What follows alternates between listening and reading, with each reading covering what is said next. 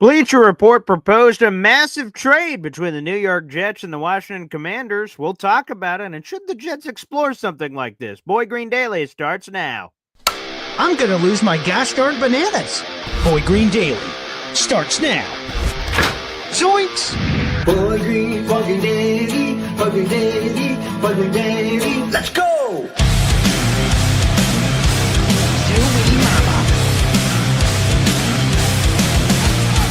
Put your seatbelts on. Get ready for the ride. We're the freaking New York Jets, so we're built for this shit.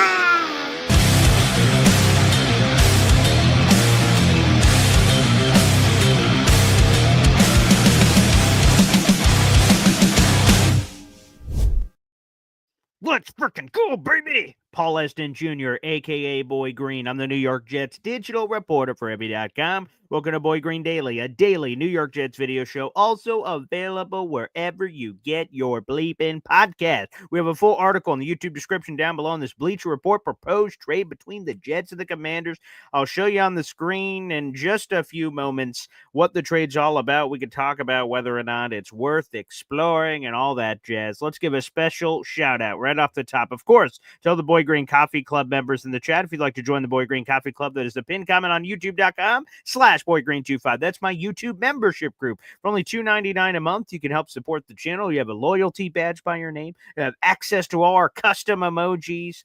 And you have access to our Discord channel. That's where our special fantasy football leagues through the Boy Green Coffee Club are, and all kinds of extra shenanigans. A special shout out to my guy, B-Mac. Hey, Paul Boy Green, B-Mac. Good to see you, pal. You're so consistent. You're here on every video, and I can safely speak for the rest of the Boy Green Coffee Club. We appreciate you, pal. Thanks, B-Mac. Way to start the show. Appreciate you, brother. Good to see you on the program. So let's get right into it, everybody. Let's throw it up here on the big screen. All right, that is our top 5 leaderboard. So shout out to those top 5 leaders. We got J-Boy with 90 raffle tickets, Aced Up 10 with 23, Luca with 13, for Lily and Big D with 10, and Drake Ray and DNY for life with 5 apiece. Appreciate you guys. But let's throw this up on the screen. Here is the massive, very interesting, a lot of layers to it trade from Bleacher Report. So here it is. Here it is. The Jets would receive Terry McLaurin, Scary Terry. Okay, superstar wide receiver, sign me up. Austin Eckler. All right. I loved him with the Chargers. He sort of got his head rocked last season in a concussion. I don't remember if he ended up coming back for that. And then a 2025 fifth. All right. And the Commanders received Breece Hall and a 2026 second round pick. Wow. Interesting. Well, obviously, the 2025 fifth round pick, Bleacher Report messed that up. It can't be a 2025 fifth because the 2025 draft is over. So we have to correct that for Bleacher Report. We'll fix that there. It has to be a 2026 fifth round pick, obviously. Bleacher Report, don't worry, I'm here for you. So let's throw that correction on the screen. The Jets will get a fifth. The Commanders get a second. So we do a pick swap in the upcoming draft. We get a lot older at running back by giving up Breece Hall, but getting Eckler. And then we get a superstar wide receiver. Fascinating. Fascinating. Make sure you guys let us know in the comment section how you feel about this. Yeah, these rumors are always fascinating to me. Always very, very interesting. Oh, hey now. Wait a second. Before I do more on this trade stuff, we have a grand return of a legend on this program. And every time we get a super chat member shout out, wow. Number 1 Austrian Jet fan has returned, baby. He's been a member for 9 months. Gonna back, or glad to be back, I assume. I see what he's saying. Okay.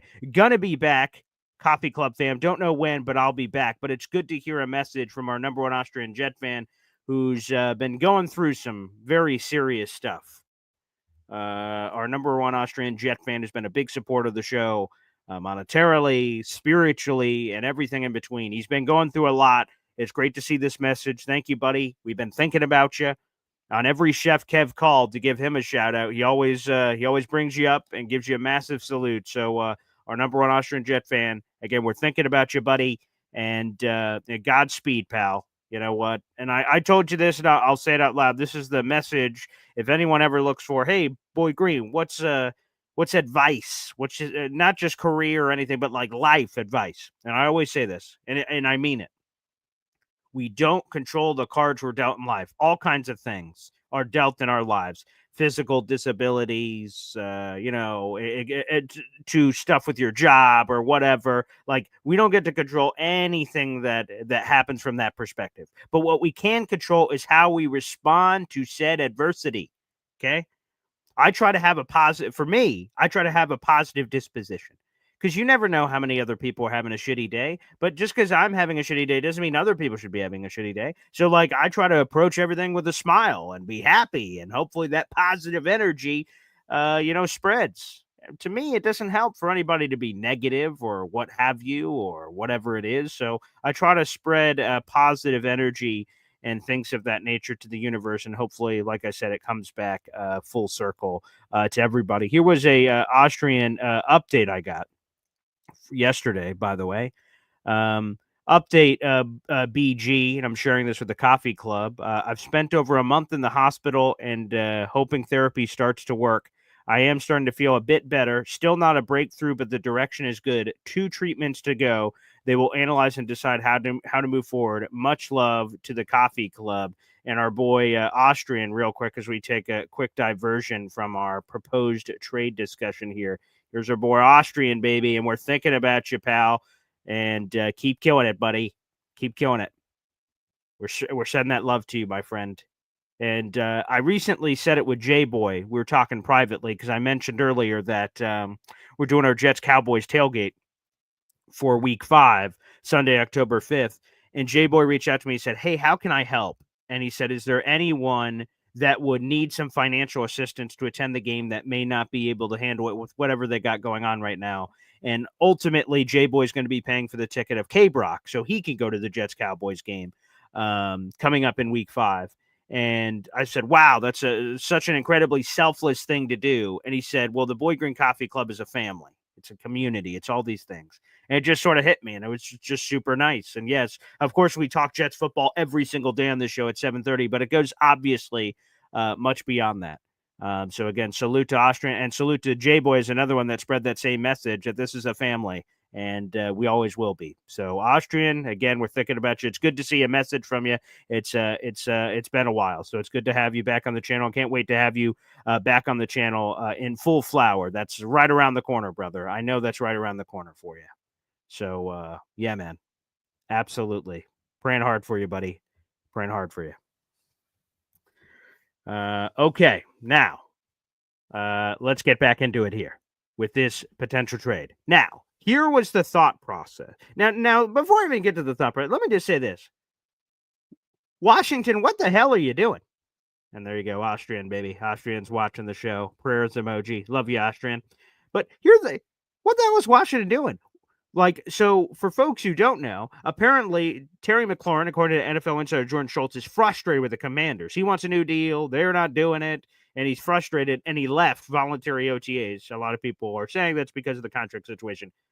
Washington, you have a superstar quarterback in Jaden Daniels, and you have this superstar receiver that was awesome with him, and now you're not going to pay him? You cheap bastards. What are we doing here? Washington, if we're being honest, Washington should just pay Terry McLaurin, because that makes no sense. But if they're not going to, hey, I'm all about taking him. BMAC says, this show's the only one that accepts me. I appreciate it, guys. Yeah, absolutely, BMAC. Hey, this is an open community. We can have different opinions here. I don't mind that. As a matter of fact, I encourage that. People tell me I'm an idiot all the time on this show. So it's good, hearty discussion. People can agree with what I say or not agree. That's part of the journey. So hey, man, let's have open lines of communication. We can have all kinds of as long as things are playfully respectful, right? Then I'm all about it. As long as it doesn't cross the line, I'm all cool with all kinds of different commentary here on this program. By the way, we have 200 people in the room. Make sure you guys like the video, hit subscribe if you're watching on YouTube. So let me repeat the trade, especially for our audio-only listeners on the show. In this proposed trade from Bleacher Report, the Jets would receive Terry McLaurin, superstar wide receiver, veteran running back Austin Eckler, and a 2026 fifth-round pick. The Commanders would receive Breece Hall and a 2026 second-round pick. So essentially a pick swap in next year's draft, a massive pick swap, And we'd give up Breece Hall, who's this young running back, for a very old one in Austin Eckler, but we'd get a superstar wide receiver. Yeah. A superstar wide receiver here. Now, it's sort of like, so a lot of people are like, we don't want to give up Breece Hall. Like, no way. But if you're not going to pay Breece Hall and someone else is willing to pay Breece Hall, it sort of helps you out because, like, Terry McLaurin's going to want to get paid. Here's Terry McLaurin's story, by the way. I saw Ted ask that earlier. What's Terry McLaurin's contract situation? So Terry McLaurin has 1 year left on his $68.3 million contract. So he wants to be handsomely rewarded. Now, SpotTrack on their website has this tab called Calculated Market Value. And what that means is they project basically what a player is worth. If they could get a contract extension, what would it look like?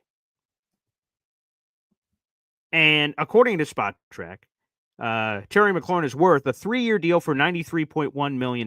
That's $31.1 million at annual salary. That would be the 6th highest paid wide receiver in football, according to Over the Cap. Now, some people would say, well, Paul, we can't trade for Terry McLaurin. We got our own former Ohio State wide receiver to pay. And yes, we do. But as I point out in the article down below, there are several teams in the league that pay 2 receivers a lot of money. Let's go through them here on the show real quick as we're talking about this. Now, I'm not saying whether this will be a good move, bad move, or indifferent. We could talk about it here on the show. But this is what I want to tell you, is that other NFL teams pay multiple wide receivers. This is not a unique scenario. The Bengals have 2 of the 8 highest paid wide receivers in football, Jamar Chase and T. Higgins. The Miami Dolphins have 2 of the top 9 highest paid wide receivers, Tyreek Hill, Jalen Waddle. And the defending Super Bowl champion Philadelphia Eagles have 2 of the top 11 highest paid wide receivers in football, and they just won the Super Bowl. So I guess that strategy worked. My point is that you can pay 2 wide receivers, and let's be honest, if the Jets are going to overindulge, if I may, if they're going to overindulge at a position, why not wide receiver? Because we're trying to see if Justin Fields, is he the guy or is he not the guy? Here's a way to figure it out. Load him around with weapons and let him go to town. Let's just be honest. Can we be honest? Honesty is important in life. Honesty is important in these relationships back and forth. Okay? I would say that. Is there a chance Justin Fields can fail in his mission to be the Jets franchise quarterback? Of course. Of course. It's possible. Of course it's possible. But I don't want Justin Fields to fail because we didn't do enough as the Jets. We, the Jets, didn't do enough. If he fails on his own, so be it. We made a calculated move. We brought him in. Fine. If you want to do it from that light, totally makes sense. But if he fails because he didn't have the weapons or he didn't have the this or didn't have the that, I'm forever going to be like, geez, because that's how we felt, a lot of us, about Sam Darnold. And by the way, hidden behind these 2 books right here for those watching is an autographed Sam Darnold had from his draft day. It's a really cool item. I don't display it often, but it's right here behind these 2 books is a cool item I have in my collection. I have a lot of cool items in my collection. I'm a very lucky Jets fan to have the memorabilia that I do. But I'll tell you this. Sam Darnold said, boy, protection playmakers. Would have been nice if he had those. We don't want to wonder about that for Justin Fields. We think that Justin Fields has a great offensive line here with the Jets. We believe that. Now, wide receivers, we believe Garrett Wilson's pretty good, but wide receiver 2 is missing, obviously. We've been talking about it all offseason. So the question is it worth it to make a extra move? And the extra move, Terry McLaurin, Scary Terry. And Scary Terry's not this diva receiver. He's not demanding targets, this or that. And by the way, he's used to playing with shitty quarterbacks. He's done it for most of his career. So finally, he could have his Ohio State brethren. And think about this. Here's a couple of other factoids, right, as we're looking at old Terry McLaurin here, right, and Justin Fields, okay, and all the connective tissue that may be here. About some of this connective tissue that could say, as we're like looking at this possibility of what makes sense and things of that nature. Now, unfortunately, as we're looking at this, Terry McLaurin was at Ohio State from 2014 to 2018. When he left, Justin Fields arrived. So he and Garrett Wilson, by the way, just missed out on Terry McLaurin. I'm sure they knew each other at the tail end with recruiting and stuff like that, but they did not play together. Justin Fields came into Ohio State in 2019. He started his college career at Georgia, as we all know. Then he transferred to Ohio State, so he just missed Terry McLaurin. But still, the Ohio State blood runs deep. And wouldn't that make sense? Now, here's the other thing, right? If you're not going to pay Breece Hall, and they will, and you get a more than capable replacement, Austin Eckler obviously is not Breece Hall, obviously. But he's a touchdown machine. He can run the ball. He can catch the ball to the backfield. And then Braylon Allen and him are your 1-2 punch. That's not bad at all. Okay. I like Breece, but it's a question whether or not we're going to pay him. It's a question. And like I said, going back to Terry McLaurin for a second, here's a cool little nugget.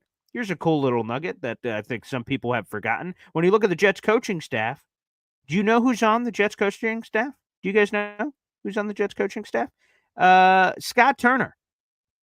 Scott Turner is the Jets passing game coordinator. He previously coached Terry McLaurin as Washington's offensive coordinator. So there's a connection there. There's the Ohio State thing. There's the Scott Turner thing. He knows Terry McLaurin. You have the inside track. Fascinating.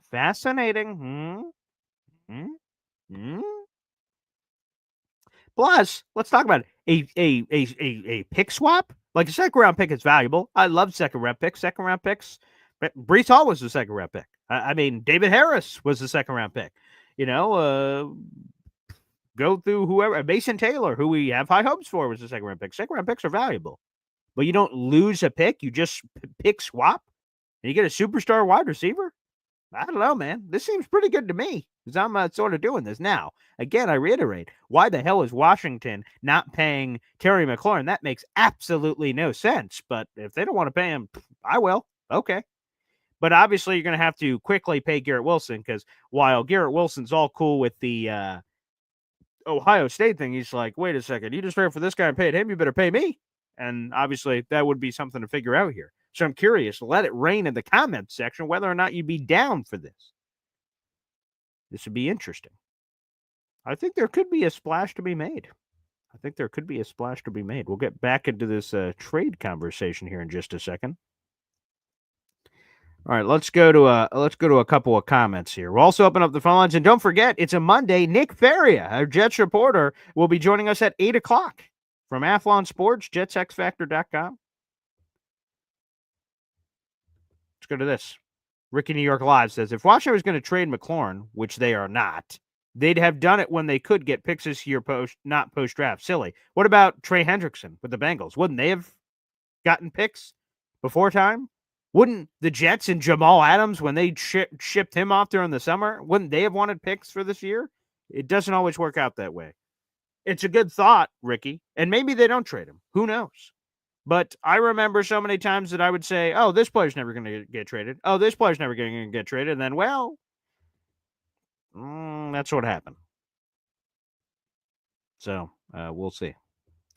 Scotty Mayhem, Breece Hall setting records this year with our cheetah quarterback. I hope so. That'd be great. I like Breece Hall. A lot. But are we going to pay him? That's a good question. Troy Sturgis says, I would sign that trade right now. Be a great tandem, then sign Sauce. Sure. Keep all the youngsters. I'm all about it. We've been dreaming forever for the random Sauce conversation. We were talking about that yesterday. We've been dreaming forever about getting a player like Sauce in the draft. And now we have him, and some people are like, I don't know if I want to pay him. What? What are we talking about? Barbara, it's a great point. Aaron Rodgers failed with weapons, which was unfortunate. And also the coaching wasn't great. So, hey, superstar weapons doesn't guarantee success, but it puts you in a better spot. Incel Alon says Isaiah Davis will be RB2. Maybe. That'd be an interesting wrinkle surprise, that's for sure. Well, we have some people love it, some people that don't. Okay, very interesting. Stephen Fox, Terry McLaurin's physicality is nice, and he led the league in contested catches that would complement Garrett Wilson's game. Sure. I read some of that from Michael Nania of Jets X Factor, or Nania, rather. Ace of Spades said McLaurin is not realistic to pay $30 million to 2 wide receivers. Aren't we building by the draft? Again, I just highlighted it. Several other teams are paying big money to wide receivers. The Bengals, the Eagles, the Dolphins. They're paying. And the Eagles won the Super Bowl with said strategy of paying A.J. Brown and Devontae Smith, two of the 11 highest paid wide receivers in football. They're doing it. The cool kids are doing it. Why not us? And I'll also ask that to Nick Faria because obviously he's got Eagles connections. I'll be fascinated to ask him about that. You guys will also obviously be able to ask him questions. I'm fascinated by this possibility. Stephen Fox says McLaurin complicates our financial situation, resigning Garrett Wilson, Sauce, etc. Of course, that's a big piece of the puzzle. You have to make all the pieces fit. And that's an important piece. Taylor Sterling says, I'm starting to think we've been wrong about BMAC because here's why. BMAC has been saying certain things that maybe, as you guys have all said, this is just a fake BMAC account. But like Paul Boy Green, not everyone calls me Paul Boy Green. Only BMAC calls me Paul Boy Green. And he's using that terminology in there. So maybe the real guy. But he hasn't called into the show in a while, so I guess that would do it. So I guess we can open up the phone lines here in just a minute. Julio Rivera says, trading Breece will be a mistake. This is his third year after his injury. He's due for an explosive year. Don't let this happen with another team. I agree. I would love to see that with the Jets. And maybe here's just what you do. You say, hey, Breece, let's kill it this year. And he's awesome. And then after, you either try to franchise tag in a sign and trade, or you let him go and get a comp pick. I'm not sure what the perfect answer is to that. But I would just love an awesome year, and I enjoy the Breece Hall home run touchdowns. Those are a lot of fun. So, yeah. Interesting. A lot of interesting comments here on this trade. Some people are for it, some people are not.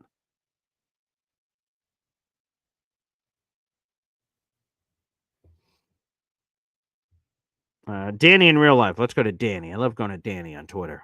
I think you're overstating how much Breece Hall would cost. James Cook was also a second-round pick. He's had a far better career thus far than Hall, and the Bills are going to bend the knee on the $15 million demand. Breece could be had for at most $10 million per year. We'll see. I don't know. We'll see if the Bills are going to bend the knee. It sounds like by all accounts they're not going to bend the knee, but I'm fascinated to watch it on Hard Knocks. Now, hey, Danny boy, okay? We are kind of the kings of contract holdouts on Hard Knocks with Revis, okay?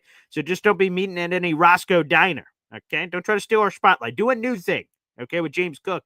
Meet up at like a Buffalo Bills Tavern, whatever that place is called with the wings. Yeah, go meet over there maybe, but not Roscoe's Diner, pal, where we're getting some Hard Knocks action. James Cook.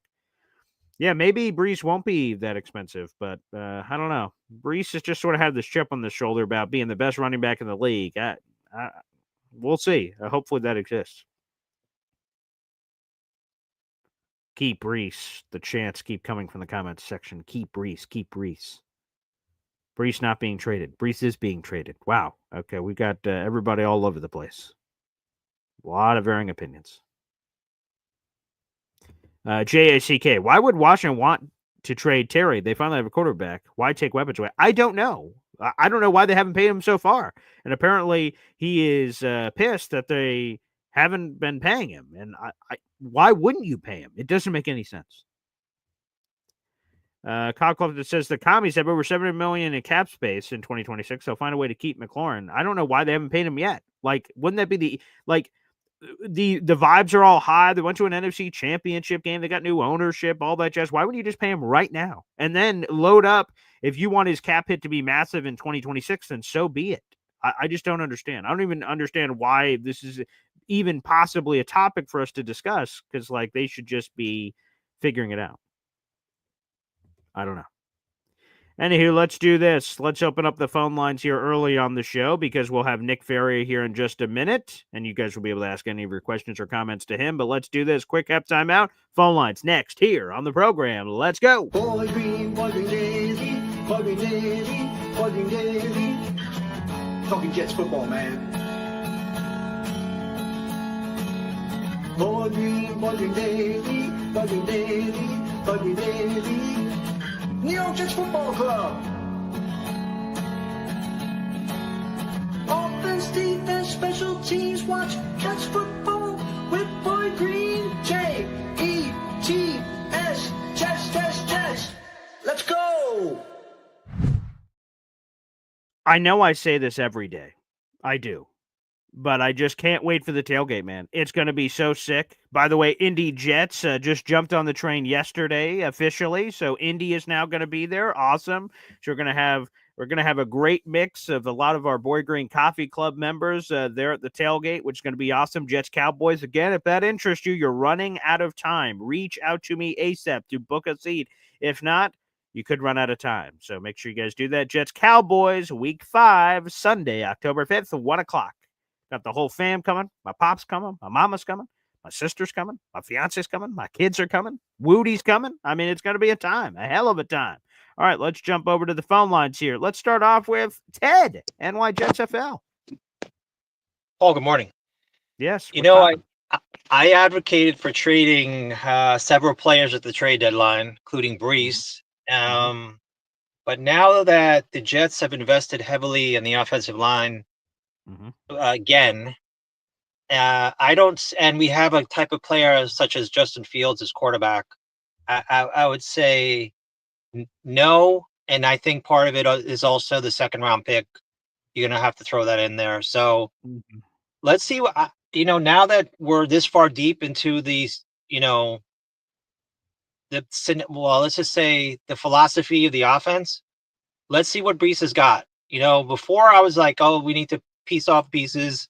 We're not going to re-sign Breece, but now, Justin Fields needs him, Breece, and Breece needs Fields, right? And this is the first chance for Breece to really show his stuff. Without the Tyron Smiths of the world being on the offense, and the Aaron Rodgers, no threat of running and getting the ball out quick and changing the plays. Bullshit. Sorry. I say his upside is at his highest now. I wouldn't trade him. Yeah, because, and to be honest, like outside of a trade like this where he's a piece of a bigger thing, which maybe that's the door. If it's just straight up, someone calls up, hey, we'll give you a 5th for Breece. Like, do I want the 5th or do I want the star running back that I think has all the potential to do the things that I believe he could do with Justin Fields in a way that, again, when you have a running quarterback, that just opens up so many possibilities for your running backs because the defenses have to account for that. So I think you're right. If a team just straight up called the Jets and is offering 5ths and 4s for Breece, I'm probably telling them to pack it and no thank you. Now, it's some big McLaurin potential like this. I have to think about it. But, yeah, I think you're right. Philium said it way back when. Breece Hall is under the most pressure right now to perform, and he's lined up to perform the best he ever has. I think it behooves the Jets to ride this out. Yep, and with the addition of Membo, I mean, they're definitely trying to solidify the line and, finally get that thing correct. One more thing, that when you did mention paying 2 number 1 receivers, or Burrow's a Hall of Famer.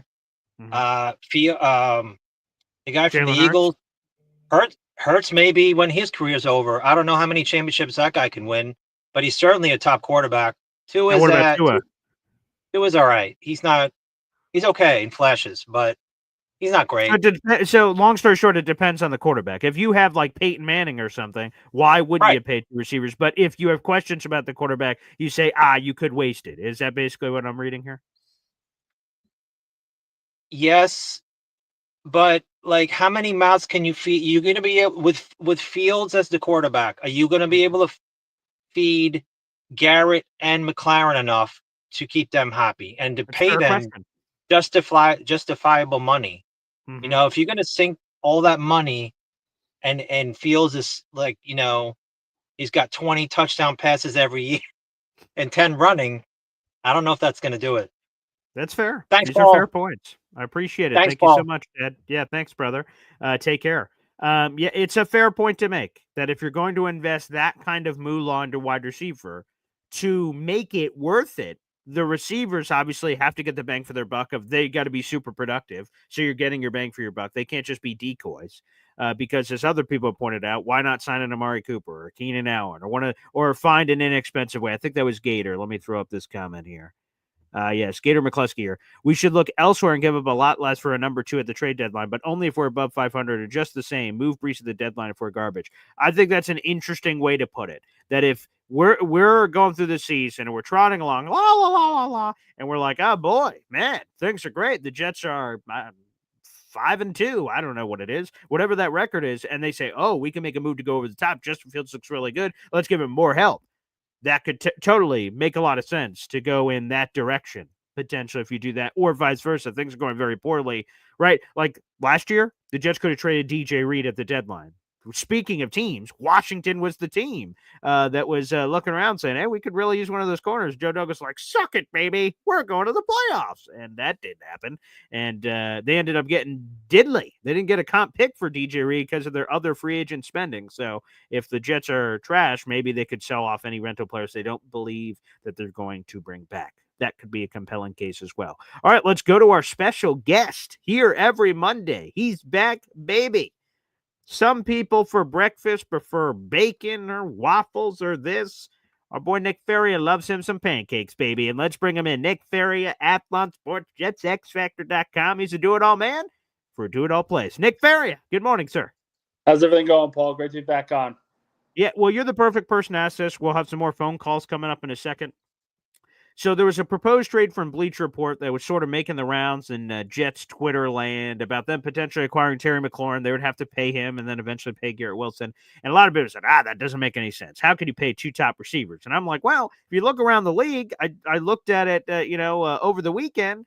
Well, the Miami Dolphins pay 2 receivers, top 9 money. The Bengals pay 2 guys, top 8 money. And your Philadelphia Eagles defending Super Bowl champions pay 2 guys in the top 11 highest paid money, and they won the Super Bowl, so I guess that strategy works. So what do you make? Obviously, that's only 3 teams out of the 32 that have employed this strategy of paying 2 receivers a lot of money, lead to wins and championships and things of that nature. Is that a viable strategy, or is it in a copycat league, some things can't be copied? Like, it works out for the Eagles because they have the right roster construction, these other things that work, but it can't work for everybody. What's your take? So it absolutely can work for everyone. Let's get that out there right away. If McLaurin goes on the trade block and the Jets are able to get him, that's a fantastic trade because you're pairing him, quality number 1 receiver, with Garrett Wilson, quality number 1 receiver. And any quarterback should be able to find success with that kind of talent around him. The reason why there are going to be some people that are skeptical is the fact that Justin Fields doesn't really target number 2 receivers. Really, for him, his entire career has been focusing on the number 1, then going to the tight end, and then scrambling until he shows he can win at a consistent level from the pocket. And that means reading the defense and addressing other receivers on the roster, on the field at the same time. I think that's where people are going to be apprehensive. And listen, like I said, McLaurin would be a dream come true. Ohio State guy joining an Ohio State wide receiver with the quarterback. It all makes sense there. But are the Washington Commanders, a team that's competing for a Super Bowl, are they really going to trade their number 1 receiver because they want to have Debo as their number 1?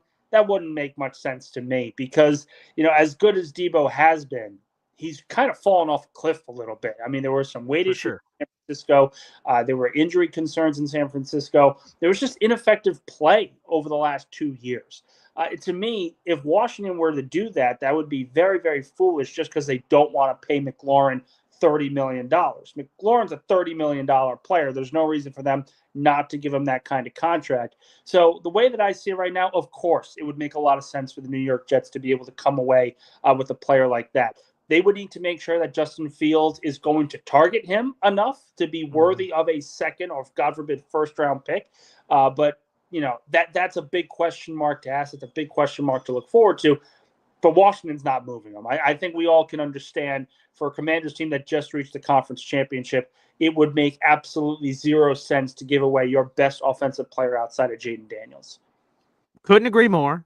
The fact that it was even possible to be like a trade discussion makes no sense to me. But here's the other thing that makes no sense: that Terry McLaurin has gotten so frustrated between him and the Commanders that he left OTAs, and it's all about this contract thing. If you're the Commanders, why don't you just pay him? He's clearly the guy. Debo Samuel, I don't know how much tread, if any, is left on those tires they acquired from him, and he's getting older too. So, like, why haven't they just paid him? Which then leads me to it doesn't make any sense that they would trade him because, again, Jaden Daniels, everything you just said, franchise quarterback, franchise weapon, come on now. And it's honeymoon period. They were just in the NFC Championship game. They got new ownership. Like, everyone's like, woo, I love everything going on in the Commanders. Why wouldn't you pay Terry? First off, that would excite the fans and everything else. And he's just a good player. And he's a wide receiver for your quarterback. Why the hell? I know you're not a Commanders reporter here, Nick Faria, but why hasn't the payment already happened yet? Why is there even frustration to be had? That seems like the easiest negotiation in history.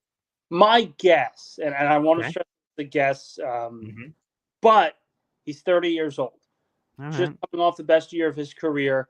They probably don't want to give him a 4-year deal that's paying him $30 million, where he could very well just break down in a couple years. Anyway, wide receivers are a little tricky. That speed goes, all of a sudden his effectiveness isn't exactly where it used to be. Now, he's a great route runner. So the idea is even him on a down year is still going to come up with 70 catches, 1,000 yards, and maybe like 5-6 touchdowns. But we don't know what McLaurin's going to be like as he gets older and as he gets up there in age, like he already is. So I think that's part of why Washington is a little apprehensive. Now, that being said, this is a Josh Harris-owned football team. And if you look at other examples of Josh Harris-owned teams in North America, this is kind of their MO. This is kind of what they do. They have great success early on, and they have absolutely no idea how to sort of build off of that success. You look at the Philadelphia 76ers as a great example. You get a franchise cornerstone like Joel Embiid. You bring in quality talent along the roster. They had Ben Simmons. They had Tobias Harris. They had Jimmy Butler. And then in the key demarcation point of their franchise, they chose to re-sign Tobias Harris over Jimmy Butler. It's the biggest mistake that franchise made during that time, outside of taking Markelle Fultz over Jason Tatum. And they essentially said, we prefer Tobias Harris over Jimmy Butler because of X, Y, and Z. Well, that blew up in their face almost immediately. They never got out of the second round. They were blown out in Game 7 against Boston a few years ago. And the example that I'm giving here is the fact that these kind of organizations, they hitch their wagon to the wrong horse, and they do it consistently. Now, does that mean that they're going to give Debo Samuel a number one target? Probably not. He's not that kind of receiver. You need him to be a weapon, not a number one receiver. But they also could look at it very similar to Jimmy Butler and say, we have a franchise quarterback. We have our top guy like Joel Embiid in Jaden Daniels. We don't need to pay these other guys big-time money because our quarterback is going to bail us out. Our star is going to bail us out. To me, it's very similar to how Philadelphia has run their franchise, because it's essentially Joel Embiid will bail us out, and then everything will be okay. Now, they made some moves along the offensive line. They had some additions, and they essentially are arguing, listen, we're doing enough to surround Daniels with talent, but if he doesn't have a number one receiver, how much have you really done to this point? It's fair. These are fair questions for all of this as we're considering it here as well. One other thing that I want to throw here, and then we'll jump back into the phone lines here, is that the decision of Aaron Glenn is this move in silence kind of guy, and we don't really know anything beyond the words that they've said of what their roster construction will be of 53. Do they want to keep 5 receivers, 7 receivers, all these things? We don't know about some of that stuff. And so Dade County McFly jumps in here and says, I'd rather keep building it slow. Y'all always want to get these names and mess up the building. Let's build this thing slow. There is moments that you have, and you have to make decisions of whether to take them or not, that can accelerate things where you're like, now's the moment to make a move, right? The Knicks to get NBA in there. Last year, for last offseason, Mikal Bridges, 5 first-round picks. That's the move to make. And they push their chips in. You hold your chips forever for the right move. What is it for the Jets? Is it riding out with this youth and the potential season? We'll see how many wins this ends up being. And then if Justin ends up proving to be the guy, we're like, okay, now next offseason we get super aggressive with pieces and things. What is that fine line of when to make the big move versus the less sexy of patience. Well, I'll tell you right now, it's not going to happen this year. It's way too What's early that? process. Because even then, like, let's say they're 7-4, or they're in playoff contention by the Sure. month of December.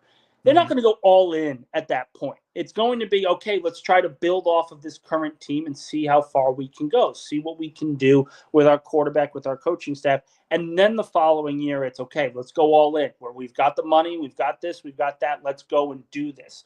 I make this example all the time, but you look at 2021 with the Eagles. They had Jalen Hurts his first year as a starter, and they didn't really do much at the trade deadline, and they didn't really do much in free agency either. They drafted Devontae Smith, and that was pretty much it. And then they went to the playoffs that first year and said, okay, now we have our quarterback. Let's go all in. They sign Hassan Reddick. They trade for A.J. Brown. They bring in all these different guys, and they go all in that particular year. I look at year two. If you're trying to accelerate a plan, it's probably in that second year, but it also depends on what you see from your quarterback. If Justin Fields, if it looks like he is being carried by the running game and he hasn't really shown the improvements as a passer, I don't know if you can go all in with him as the quarterback. Now, if he shows that improvement, if he shows that discipline, kind of like that Geno Smith jump, then you absolutely can make that argument to say, listen, we got him for his second year. He's very cheap compared to other, starting quarterbacks. Let's go all in with him and see how far we can go that second year. That's very possible, but it's just a matter of what happens in this first year. It's not going to happen this year. I would be stunned if that's the case, because you would essentially be at this juncture. At the trade deadline, you're 5-2, 5-3. That's not a Super Bowl roster. Even if you're 7-1 and it's just fantastic and you're winning all these close games, I would venture to say you should be cautious, because you're not going to win the Super Bowl in year one. It's just it's so unlikely. It's so impossible for rookie coaches to be able to do that. Build it the right way. And the right way doesn't mean building it slow where in year three you're going to be competitive. It could mean going all in year two and having these guys locked up for the long term. That absolutely makes sense, and that is building slow. But this first year is the point of patience, and I will always say, let this coaching staff develop with this young team. Let the quarterback develop with this young team. And once that happens, then you assess. Then you see where you need to go moving forward. Fair enough. Again, we're speaking with our NFL reporter and Jets reporter, Nick Faria, Athlon Sports, JetsXFactor.com. We got 400 people watching on the show. Like the video, hit subscribe. Let's go to the phone lines. This is an individual that is now coming to our Jets-Cowboys tailgate, Week 5, Sunday, October 5th. It's going to be a crazy party in the parking lot that will then transition to the stadium. None other than Indy Jets is here with us on the program. What's up, Indy? Good morning, guys, and it's good to have Nick on here, and I'll explain to you why. BG, you gave 3 examples of teams with dual receivers, that top all have wide top receivers. 11 highest paid wide receivers, 2 of them or more or higher. Right. So let's start with Cincinnati. Cincinnati's got 2, and they got Joe Burrow averages 600 attempts a year. Wow. Okay.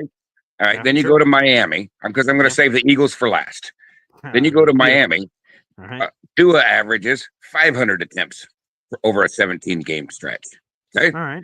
Now let's look at the reigning Super Bowl champs. God, I love Eagles. that. Fly, Eagles, fly. Okay, ready? Because Nick knows. I'm pretty sure Nick knows where I'm going with this. Oh, so boy. they signed these. They signed these 2 wide receivers, and I don't remember what year. Nick, you tell me when they signed this. They signed it last year. They gave him contract extension. Yeah, there you go. At the end of last year, right? So at the end of, if you look at what Jalen Hurts threw at the end of last year, or at the end of 2023, end of 2023, they Because you're not signed talking about 2024. This past season just ended was 2024, right? Yes, they had both extensions done by the draft. Okay, right. Okay, and so they have these 2 wide receivers, and he was averaging, in the mid 5s. Now, they bring in a running back, and he throws for 380 attempts. I mean, he literally cut his attempts down almost by 200. Okay. If you're averaging over 6 yards a carry. Exactly. And so, why would you? Do you want Fields throwing 600 times? Well, Indy, I think I get what you're saying here, and the point is well founded, because if you could run the ball, you want to do it. The one thing that I will stress is the reason why a second receiver would work for this Jets. Now, again, I mentioned Justin Fields needs to show that he can target the number 2 receiver more effectively. But the reason why it would work is because New York already has the offensive line. The common denominator of Miami and Cincinnati is their offensive lines are putrid, absolutely god awful. Philadelphia obviously has one of the best offensive lines in the game. New York has established it, and I think this group can be a top 5, top 10 group going into this season. If that were to happen and you can run the ball, for 5, 6, 7 yards a carry, you don't have to have Justin Fields throw 30 times a game. 40 That's my point. So why would you get rid of Breece for a wide receiver that you're not going to throw to? We don't want. I know I don't want Justin Fields throwing 600 times. Probably means you're going to be 3-14, in my opinion. Thank you. Exactly. If you want to model after a team that's done it right, you build an offensive line. They bring in a running back to run behind that, which we have. I'm not comparing Breece to Saquon, but talent wise, that's the best we have. Breece is better than Allen on our team. Okay, so put Breece behind this good offensive line and give him the ball 25, 30 times, just like they did Barkley. If you're only going to give Breece the ball 10 times, he's not going to be a just like what's under Saleh. Breece never got the ball over 20 times, I think, but 1 or 2 times in his career. Look how many times Saquon got the ball 25 plus times. And that's why Jalen Hurts didn't have to throw the ball 600 times to these two. Yeah. The Breece discussion, I think, is pretty interesting because it's complex in a way where if the Jets are hovering around 500 by the trade deadline, you think that they would want to try and compete for a playoff berth. You want to see if they can build that winning formula.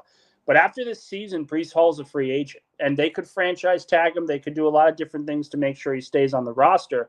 But you're going to be in a very difficult situation here for New York, where if you're 3-5 or you have 2 wins and you've really struggled at the beginning of the season, Braylon Allen, Isaiah Davis, these guys, they're solid running backs. You want to see a little bit more.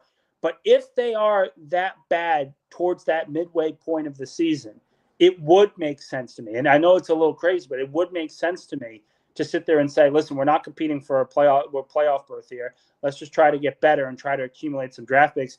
If Breece Hall's running well or running better than he did last season, he absolutely could be on the trade block. Well, okay, so that contradicts what we said earlier. We're going to be 3-14 if Fields is throwing the ball 600 times. But I don't know about that. I know like Tanner Engstrand, right? Who knows how he's going to cook, baby? I'm saying in the beginning of this conversation, we said we're going to be probably 3-12. I didn't say. You guys said that, not me. Right? Yeah, that's where I was going with this. We just said if we're 3-12 if Justin Fields is throwing 600 times. So if Breece is running well, we're probably better than 3-12, 3-14. We're probably better than that if he's running well. Yeah, okay. We're probably 17-0. Yeah. Nah, my name's not Neil. Yeah, well, there's that. But so my point is, it doesn't make sense to bring in another having 2 number ones for a quarterback that's not. I mean, Justin Fields has only thrown the ball, the maximum of 370 times in a 1 year span. But he's been saving it for this year. That's not his game, though. It's really not his game. He's not a Joe Burrow. He's not a Peyton Manning, and don't put that expectations on him. And so why would you spend and have that kind of money and give up our best running back right now for this year, and for a guy that we're not going to use? Do you expect Garrett and McLaren to both have 1,000 yards? I wouldn't, not under Justin Fields. Well, you just mentioned that, Justin Fields isn't Joe Burrow. I mean, Justin Fields actually made it at Ohio State. Joe Burrow had to run to LSU. So, I mean, yeah, interesting. Right, but does that make sense, though? I just don't see that it makes any sense at all and it doesn't make any sense to Washington. Why would they get rid of their number one? I don't know. Why?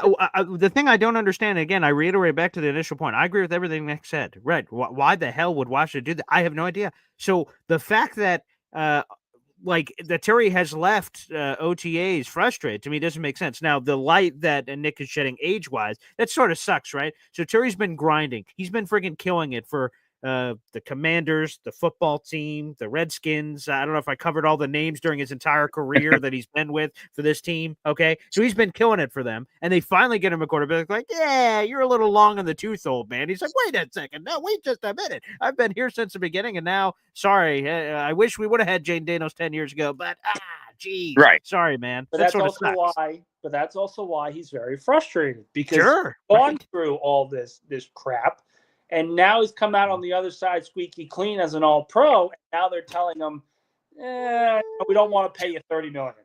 And what makes even less sense is Breece Hall's probably not a lot better than what's his name? Is it Brian? The running back, Robinson?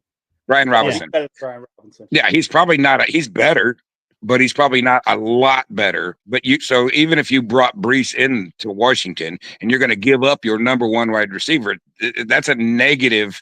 That's a negative trade for Washington. It would also be a net. It would also be net neutral one because all of their running backs are under contract for this year only. So you would essentially be adding a third that you're going to have to pay anyway. The following, look, guys, it's not.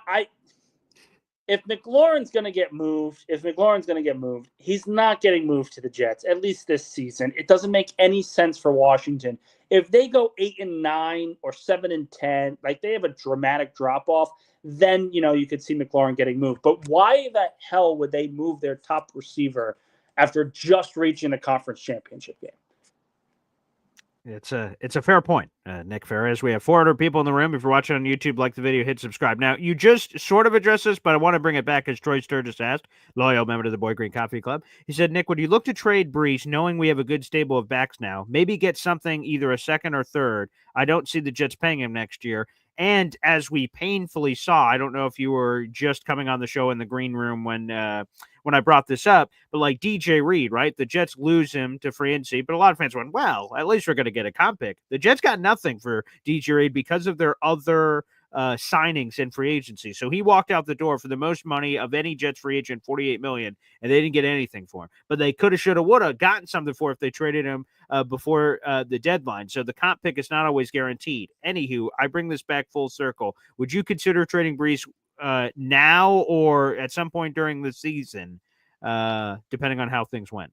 Talk to me at the deadline. They're not moving Breece just because they have a good stable of backs. I mean, and again, this is the dead period. We're going to have mandatory minicamp, and then we're going to have a good 40 days of nothing. It's going to get really boring. So you're going to hear everything under the sun of Garrett Wilson hasn't agreed to a contract extension. Are the Jets going to try to trade him? Is Sauce Gardner done because they haven't given him an extension? You're going to hear everything under the sun because this is the time for aggregators and clicks to just try and do anything to be able to put food on the table.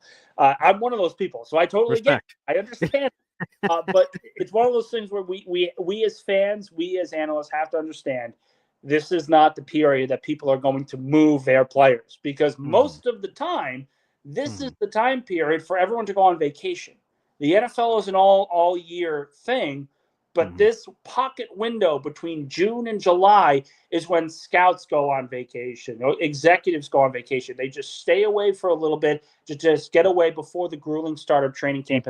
Right, yeah. It just doesn't make sense. Now, and I've mentioned this before, if the deadline comes around and the Jets are really, really good, are they going to get rid of Breece Hall? Probably not. If they're hovering around 500 and competing for a playoff spot, you're probably not getting rid of what is expected to be your number one back. If they're 3-5, if they're 2-7, if they are completely out of the playoff picture, then yes, it would make a lot of sense to move Breece because very clearly you do not want to pay a running back that you do not feel is worthy of a top 5 ranking. Now, I'm making that point very clear because you have seen all-pro running backs completely change the fundamental aspect of their offense. San Francisco with McCaffrey, Philadelphia with Saquon. These teams had great rosters that needed one more piece, and they brought in their best running back available, and they were able to flourish with that particular player. If the Jets do not feel that Breece Hall is in that top 5 conversation, then they should not pay him. They shouldn't pay him $15 million. They shouldn't pay him $10 million, because we have seen throughout the NFL that unless you have a great running back that you want to pay $10 million for, these guys are not going to be worthy of that contract, because they break down very easily, because we have all these different factors and issues that you have to worry about. So as of right now, if Breece Hall is where he is, at this point going into next year, then it would make absolutely no sense for the Jets to pay him over $10 million or $9 million or $8 million. It doesn't make sense to do that. Just draft another running back and restart the cycle all over again. That's what most teams do, because they feel they can't sign an all-pro running back. That's probably where the Jets are going to go. They probably don't see him as a long-term answer, at least right now, because they don't view him as a top 5 running back. And it's very hard to do so when he's battled injuries and ineffective play over the last few years.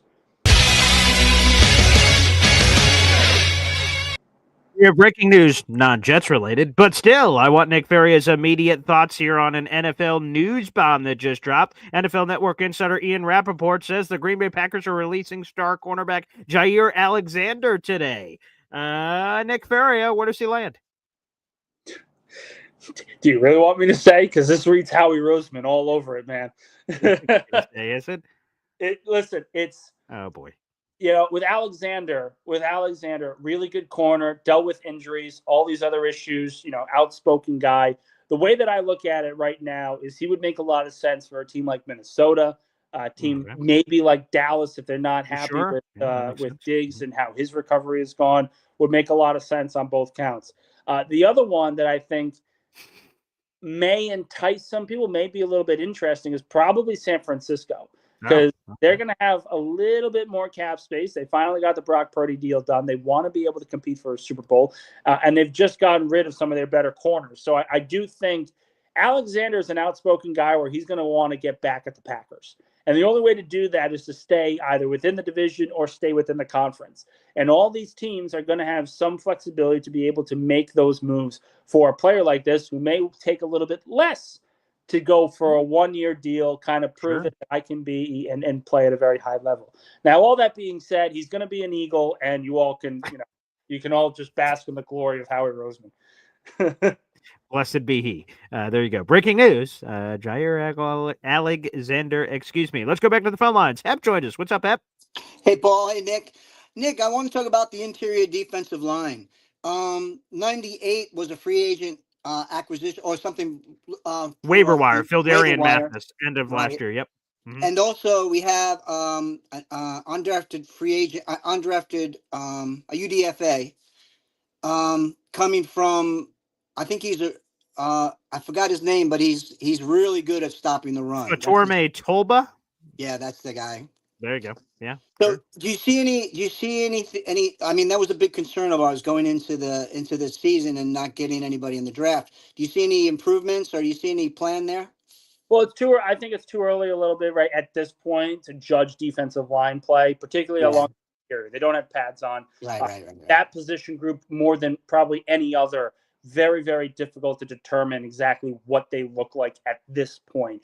But I know they like Brian Cowart. I know they like Nadi. I think Nadi could be an underrated player for them going into this season. He has a run stuffer, has some championship pedigree with Kansas City. Makes a lot of sense. So him, Cowart, they're going to be rotating these guys in as they always do. It was a little surprising that it wasn't addressed. However, I do think that if, what's his name? Deion Walker, the guy that was drafted by Buffalo. Kentucky. Yeah. I do believe that if Walker had fallen to them in the 4th round, they would have taken him. And then they would have just. The Bills did snipe them at 109 when they traded up ahead of the Jets, where they took Arian Smith. Wow. And again, it's one of those things where, okay, they probably looked at Arian Smith and said he's a borderline 4th and 5th rounder. If we can get him in the 5th, great, but let's get this guy now and be happy with it. Interesting. And that was probably facilitated by our top guy is Deion Walker, 6'7", 330. That kind of body, very difficult to find in the NFL. It's a simple guess on my part, but it's the fact that they went Arian Smith in the 4th round when many people thought he was a later day 3 pick. That tells me it was, let's just get our guy now so we don't have to wait until the 5th round. Yeah. Thanks, guys. Appreciate it, Hep. There you go. Yeah. Wow. Now that would be That'd be something because the Bills did it twice. Like, okay, you do it once, okay, twice in the draft where you snipe literally what a boop, pick just before the Jets submitted in. I mean, it's sort of questionable. Sort of questionable. Again, we got 400 plus people in the room. Like the video, hit subscribe. If you guys are watching on YouTube, appreciate it. You guys can continue to send in super chat questions for Nick. Also, you can call in on the phone lines if you prefer as well. Let's keep it going. Got a lot of people waiting on the phone lines. Up next is Johnny Boy here on the program. What's up, Johnny? Hey, what up, BG? What's going on, Nick? How you Hey, holding up? Johnny. Oh, just chilling, man. I wanted to call real quick because the Jets convo was cool and all, right? Like, but you're right, it's about to be pretty stalled out for a while, and I think the whole Breece and then the 5th round pick we get, but we give up a second. That's kind of crazy. I think a scary Terry pick is if we were like essentially one player away from getting over the hump into a Super Bowl contention type of knot. And I think with the coaching regime, like I keep saying, we have no idea what they're going to do and everything. And I mean, let Breece work it out for his contract. I mean, what happens if he has a huge year coming off of the second year from the injury that he's had? But Nick, I wanted to come up here and ask you, what are your thoughts on the New York Mets currently right now with bringing in Ronnie and having him in the rotation currently? It's great to have a baseball team that, when they face their rivals, they go at them and they kick ass, unlike a certain other team in the Bronx that just lost a 3-game series to these guys up in Boston in a very embarrassing fashion, I might add. But that's besides the point. I don't want to talk down on teams that have a lesser record at this particular point. It's great. They look great. It's been fantastic. Pete Alonso, MVP. I mean, probably in the conversation, right? Guy's been raking. So yeah, it's a lot of fun being a Mets fan right now. Yeah, it's about time, I guess, right? Now look, it's magical season so far. I'm still, just keeping on the DL, let them guys keep going together. And I feel like they're only gonna get better, right? And it's insane to even say that. But yeah, BG, I can't say nothing good about your baseball team. So go Mets and go Jets. There you go. Johnny Boy joining us here on the program. Blessed be he. Blessed be he. All right, back to the phone lines we go. Scotty Mayhem joins us. What's up, Scotty? Hey, fellas. How's everybody doing today? Blessed. Woke up this morning. I'm still alive. That's a good sign. Yeah. So look, I think this is Nick kind of touched on this. It's kind of a down period. So stupidity is being thrown around. I really could care less about the Washington Commanders and what they would do with their top wide receiver. But this deal makes it's so nonsensical for the Jets. And I would just throw out to Nick, like, what was the one move last year that Philly made, Howie Roseman, the genius that he is, made to win the Super Bowl? That was bringing in Bryce Huff. Signing Bryce Huff. Yeah, Bryce Huff. No, it was the running back. Come on, it was Saquon. So let's just assume, and I'm going to make an assumption based on the fact that our offensive coordinator didn't even know that our Breece Hall, who is probably one of the best running back receivers in the league, could even catch the ball. I mean, that's a direct quote, right, Nick? That was a direct quote. Yeah. Nathaniel Hackett didn't even know Breece Hall could catch the freaking ball. Why would you trade a 23-year-old who has been mismanaged for 3 years with the worst coaching, probably the worst coaching in the league? This kid is ready to break out. Nick pointed out they have probably going to be a top 5, if not top 10 offensive line. There is no way in God's green earth you trade him. First of all, just from a roster construction standpoint, it is not good management to sign 2 wide receiver number ones, especially when you're going to have a running offense. You have Justin Fields, who's going to be a read-react quarterback. He doesn't go through his progressions well. You do not need 2 wide receiver ones. You're not going to be able to pay Terry McLaurin. This trade is so bad and again, I just care about the Jets' perspective. It makes 0 sense to trade Breece Hall. When you How much sense? When you 0.0% or just 0? 0.0. Oh, 0.0. Okay. Breece Hall is potentially Saquon Barkley with the right. He's potentially, listen, last year, Okay. Philadelphia Wow. Sign me up. stole Saquon Barkley with lunacy from the Giants. And Wait, Scott, can you just say that one more time? Just say that one more time. I just want to hear it. I think Breece Hall has the potential to be Saquon Barkley. He can catch the ball as well as Saquon. He was totally mismanaged for 3 years. The man is 23 years old, and from a roster construction, if you have that piece in place, assume he has the year that I'm projecting him, why would you let him go for an old-ass wide receiver number one? You have to pay Garrett Wilson. You're not going to pay somebody from another team before you pay Garrett Wilson. This is such a bad trade from the Jets' perspective. And for all those reasons, Nick, I would say, again, I'm just looking at it from the Jets' perspective. I could care less what Washington does. Why would you let that potential type of Saquon Barkley leave your team when you can pay him or franchise tag him for the next 2 years, assuming he has the year I'm suggesting? Why would you let him go? That's a good question, Scotty. Let's react to that again. I just need to hear that one more time. Couple things. First off, I completely agree in the fact that Breece Hall trading him for Terry McLaurin is a terrible idea. I agree with that take. I think he was speaking blasphemy, even considering to have Breece Hall even close to the offensive player of the year. Mostly because, and it's not even just because he's an Eagle. You're talking about two different players. Breece Hall was a second-round pick. Saquon was the second overall pick. If the Giants were smart when they drafted him, they would not have taken him. But he was still going in the first round. He was still a transcendent talent like Christian McCaffrey. Breece Hall is not a transcendent talent because he's not the same blocker. Saquon's a better blocker than Breece Hall, and that's a big part of how you grade running backs, at least at this level where we're talking about some of the greatest of the generation compared to one that's very, very good.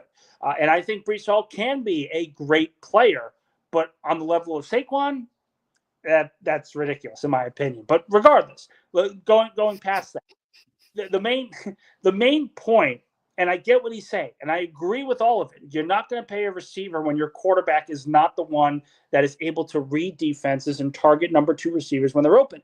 That makes perfect sense. But I also think Philadelphia's offseason last year kind of gets overlooked in a little bit because people will look and say, well, they signed Saquon and then they became Super Bowl champions. That's not exactly the demarcation point of what happened. The demarcation point of Philadelphia's offseason was not the signing of Saquon Barkley. It was the signing of Zach Bond. When they brought in that linebacker and they transferred him as an edge rusher to a middle linebacker, that defense changed. When they drafted Quinyon Mitchell and Cooper DeJean, that defense changed. Philadelphia last year, their offense was very, very good, and Saquon was the big reason why. 2,000 yards, NFL record in total rushing yards in a single season, including the playoffs. But they had the number one defense in football. They gave up, what was it, 45 points in playoff game? Like, they didn't give up over 24 points in a playoff game. They gave up 10, 22, 18, and 20. Like, that's really good defensive numbers in the modern era. And considering the fact that most of those points came in garbage time in a couple of places, you have to look at it from the perspective of Philadelphia won last year because they ran the ball well, but their defense was also elite, and Bond was a big reason why. So I know people want to go in and say, you can win a Super Bowl when you emphasize the running game. That's all very true, but you better make sure that you have a number one defense to go along with that. The signing of Zach Bond, in my opinion, was just as impactful as Saquon's was because of what he did for that defense. He very well could have won Defensive Player of the Year last year if he actually was graded out in a fair way, because there was no real edge rusher that looked the part of a top guy. They gave it to Patrick Surtain, but I would argue that Bond was more impactful than Surtain last season. All right, let's go to this, Nick. Hit the trivia music, people in the back. Okay, here it is. Nick Faria, I have a trivia question for you. Are you ready? Let's do it. How many 2,000-yard rushers have there been in NFL history? Oh, it's something like 8 or 9? Some people would say it's 9 because Saquon Barkley just ran for 2,000 yards last season. But according to Scotty, it's about to be 10, baby. Breece Hall, let's go. 10. Breece, yeah. Let's go. Oh, Scotty's back. Scotty, come on. Yeah, I just want to, and Nick, all good points. I'm not disagreeing. I think Howie Roseman by far and away is the best GM, probably the most impactful person on the Eagles is Howie Roseman. I don't think anybody's going to debate that. But here's the thing, and we've been debating this, and we at Jet Nation have been talking about two off-ball linebackers being paid $15.5 million. I would love Quincy to get back to the All-Pro Quincy, and I'm happy to pay him. I know there is no other team in the league that's paying two off-ball linebackers. But look at what Zach Bond just did.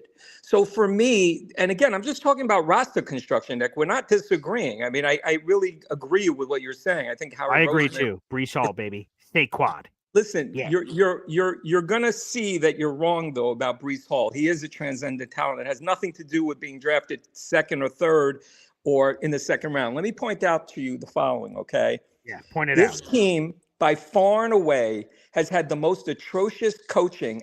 Keith Carter was the worst offensive line coach. They mismanaged that offensive line. They have the worst offensive coordinator, Nathaniel Hackett, probably in the history of football. I'm going back to like Rich Kotite years. They had really bad coaching. So just give Breece Hall a year or two. You're not going to be trading him for a third or fourth or a fifth round player. I understand what you're saying at the deadline. If they're in, whatever, win-loss hell, maybe you want to trade some of your assets. But here's the thing. Yes, Zach Bond was an amazing signing. We have those type of linebackers. I think the Jets have top 5 linebackers in the league. Jamie Sherwood, right? Am I wrong? I think the Jets linebackers are really good. So why not pay them? Pay both if they're both equally good. And I'm just saying, Quincy was an All-Pro. That's good allocation of your cap space. If Breece Hall is what I'm saying is, I might be wrong, but I don't think I am. I think you're going to see with competent coaching. The man had 1,500 yards with the worst offensive coordinator in football, okay? So if you give him an opportunity to have competent coaching, why would you lose that significant piece? Maybe Saquon was 1A and the defense was 1, but at the end of the day, he made all the difference in the world for your run to the Super Bowl. So I don't want to lose that piece. That's all I'm saying. Scotty, I completely agree. The question will be if the Jets agree with you, because they are very hell-bent on having a running back by committee. And when you do that, the touches for Breece, I'd be surprised if he gets 25 touches a game, because they're going to want to incorporate Braylon Allen. They're going to want to incorporate Isaiah Davis. And the role is going to be there for Breece to be very impactful this season. I'm not denying that, but I don't think it's going to be as overwhelming of he's leading the running back room as he has been in recent years. One thing I just want to say to that point, and I don't disagree. I mean, you saw it with Jamar Gibbs and the other back, I forget his name. They were two pretty equal. I mean, Gibbs is a little bit better, but I mean, you're talking about two elite talents. With all due respect to Allen and Davis, I watch every game, and they're fine. There's nothing wrong with them. They're great depth running backs. They are not Breece Hall. Breece Hall may not be the blocker that Saquon Barkley is, but I challenge you to tell me another back in the league that can catch the ball as good as Breece Hall can. And that's coming from their own offensive coordinator who must have been blind. I mean, the guy can catch the ball unlike most running backs. He's like a wide receiver. So my only point to you is this. In Detroit, they were two pretty equivalent talents, so they did it by committee. AG, who I watched as a cornerback and loved him because he was the kind of cornerback, he was like 5'9", he weighed like maybe 170 pounds. This guy was one of the best tacklers, and he was like 170 pounds wet, okay? He's going to see Breece Hall like I see Breece Hall, and the committee goes out the window when he's catching balls, running up the field, scoring touchdowns. I promise you, Breece Hall is going to be a revelation this year. They're not trading him. You want to franchise tag him? Franchise tag him. But when you get a guy who can do what Breece Hall can do, you do not let him go. Just like you don't let go Garrett Wilson. Just like you don't let go Sauce Gardner. I could care less that he was a second-round running back. I'm telling you this. He is in the top 5 running backs, and he was mismanaged. Watch and see. Maybe his blocking will improve. I'm not saying he's one of the better blockers, but he's a home run hitter. And look at Pete Alonso, who they're going to let go. Can he field? No. Can he run? No. But the guy mashes home runs. He's a home run hitter. And Breece Hall is a home run hitter. And by the way, he's 23 freaking years old. From a roster construction standpoint, don't freaking let that guy go unless you get a boatload. Well said, Scotty. There you go. Now, there's a lot to unpack there. Let me actually do that quick angle of what you were saying, Nick, because Breece Hall did not have a game last season in which he had 20 or more carries. And some people have said this year, now we're going to see it from Breece. But if you've listened to Aaron Glenn, every time he's been asked about Breece, he brings up Braylon Allen. He brings up Isaiah Davis. If they didn't give him 20 carries last season, and it sounds like Aaron Glenn is even more pot committed to the committee, it seems like, despite what fans may think, we may go another season without seeing that 20-plus carry thing again, Nick. They're not going to, because they're not going to see him as that player. They don't see him as that. And that's just where the Jets are right now. They want to have that by committee approach. They feel that the trio of Hall, Allen, and Davis, along with Justin Fields, because he is going to be a big part of their running game, that is going to help this run offense be multiple, be very difficult to stop. If it works out, great. If it doesn't, and Breece ends up as Pete was saying, and Breece just dominates, he's averaging 6 yards a carry. You run with a guy that's hot right there, 100%. Then the argument's there to give him more carries. But as of right now, it really doesn't sound like the Jets are going to be interested in that. They want to have the by committee approach, and to hell with anyone else that thinks otherwise. All right, let me ask you a couple of questions here. Is Breece Hall the next Saquon Barkley? No. Look, he's really good, really good. I think the next Saquon is probably Bijan in Atlanta. Okay. All right. There's people will say there's not much of a difference between first and second round running backs, but when you talk about the transcendent players, if Breece Hall was a transcendent player, he was going to be a first round pick. Teams will draft running backs in the first round if they are that high on them. And they did, and in 2022, whatever the reason, they did not like Breece Hall as a first round transcendent player. They liked him as a very good player, a very impactful player, a Pro Bowl player. But there's a difference between a Pro Bowler and an All Pro. And I think that's that difference right now between Saquon and someone like Breece. Is Justin Fields the next Jalen Hurts? No. And the reason why is because I think Jalen Hurts as a pocket passer is probably one of the more underrated players in the NFL today. Justin Fields has not shown he can be competent in the pocket, let alone good. Once he starts showing that, then he can make those comparisons. But we're talking about a quarterback that statistically was the best quarterback in the pocket over the last 3-4 years. Really, really good from there. Was actually worse outside the pocket than inside, which is just incredible considering that's not, you would think Jalen Hurts' game as a runner would be being electric when throwing out of the pocket, when under pressure and everything else, but that's not his game. When he has time to throw, he is deadly. You saw it in the Super Bowl against probably the best defense of the Spagnuolo era. So Justin Fields is not Jalen Hurts. Justin Fields needs to show that he can win from the pocket in order to do that. And until that happens, I'm not going to make that comparison. Is Armand Membu the next Lane Johnson? I don't know. That's a little too early for me. I need to see him in pads. But, solid player. They obviously really like what they see.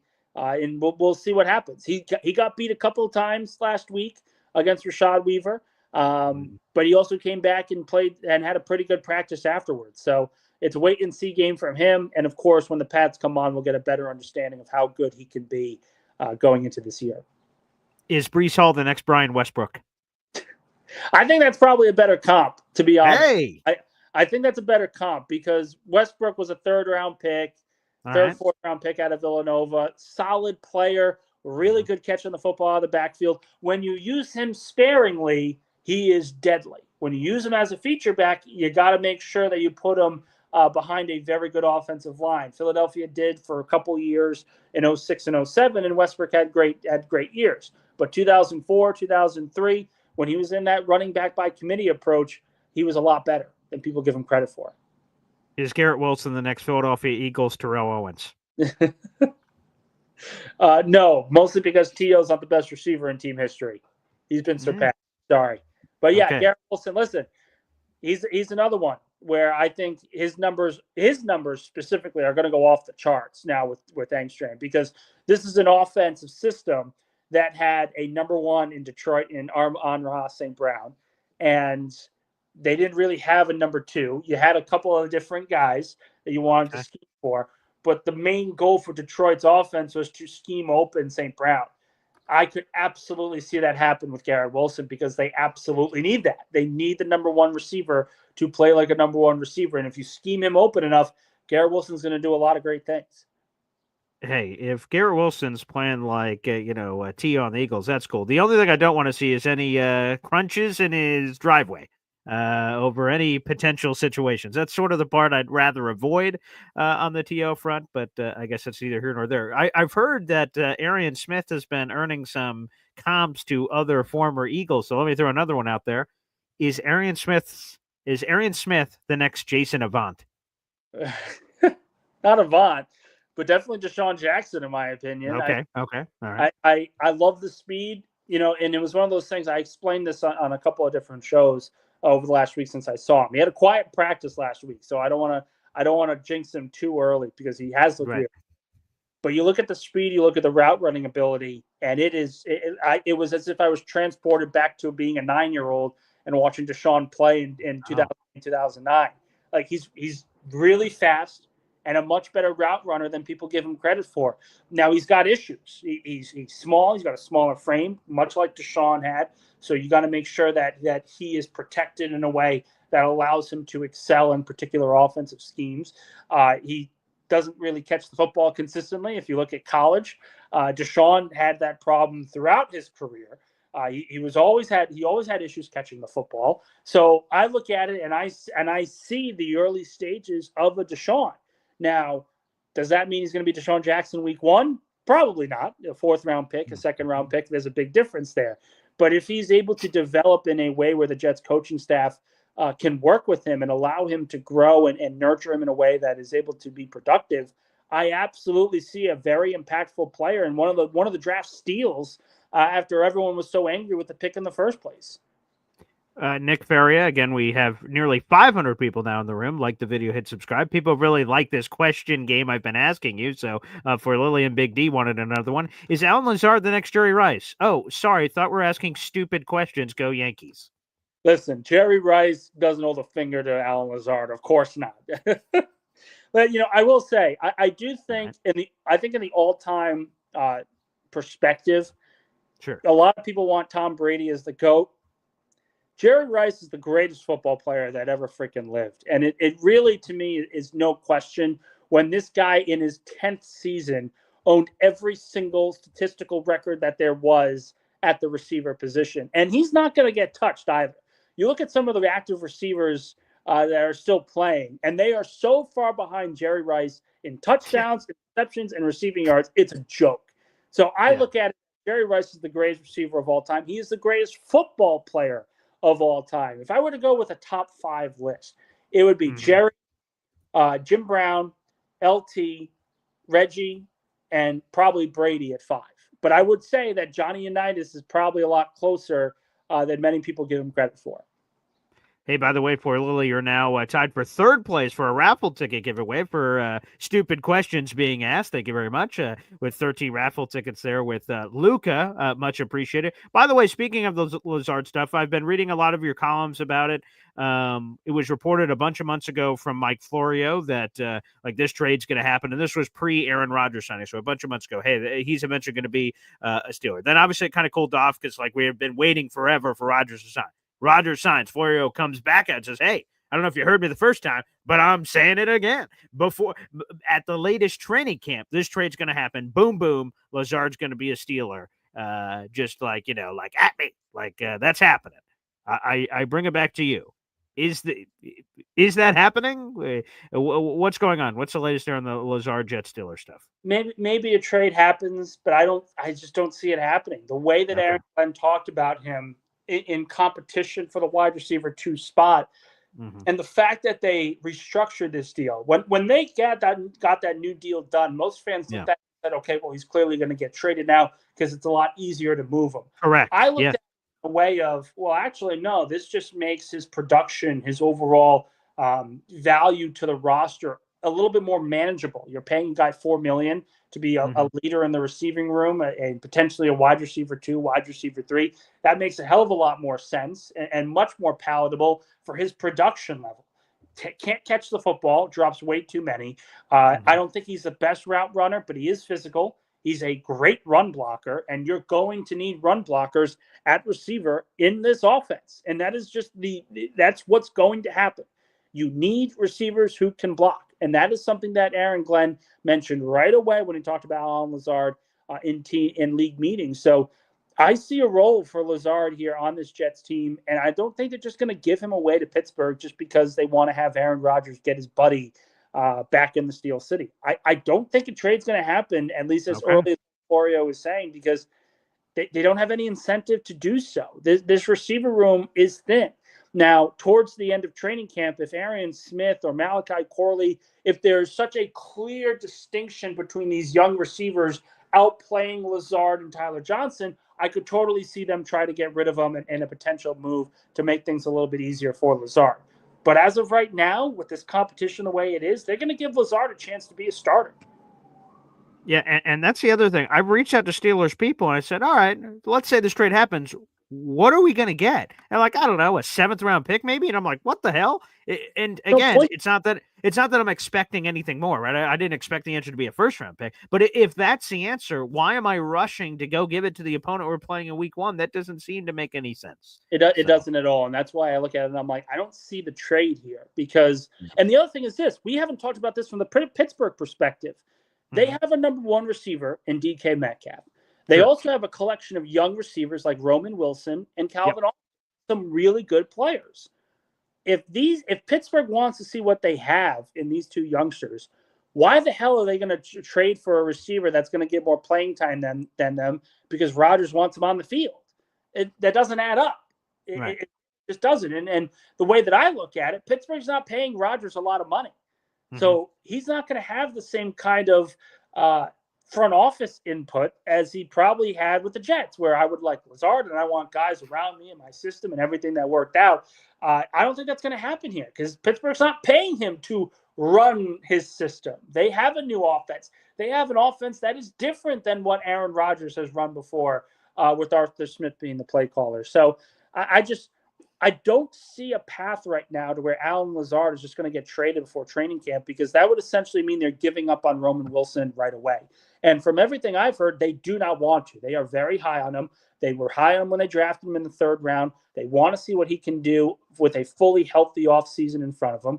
So I don't see a path for Allen Lazard to be a Steeler right away.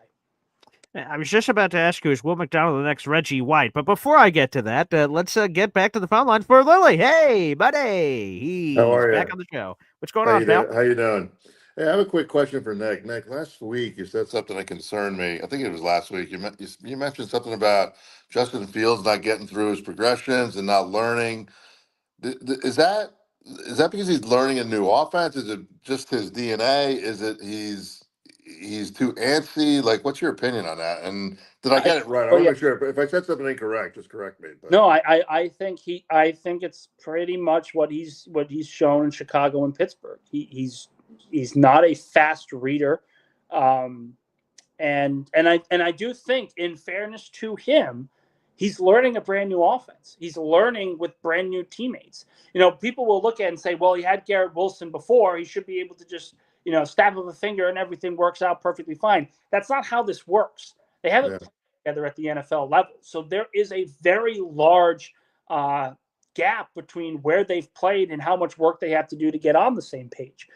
The way that I see it is we don't know with Justin Fields just yet. We're going to know a little bit more during training camp when the pads come on. We're going to know a little bit more when the season starts. But as of right now, the question is this more about, is his tentativeness, is his slow reads, is his holding on to the ball too long? Is that just learning the new offense and not wanting to put the ball in harm's way? Or is this just the continuation of what he was in Pittsburgh and Chicago? Yeah. I can't really give an answer on that. But by and large, I'm not going to sit here and say that he looks like Aaron Rodgers or Joe Montana. There are some throws you look and say, wow, that's a really good ball. He had a couple of those this offseason program. He was under pressure in one, threw a dart to Garrett Wilson on the outside. It was a beautiful ball. He was under pressure on another one, threw it over the middle of the field, found Mason Taylor. Great passes.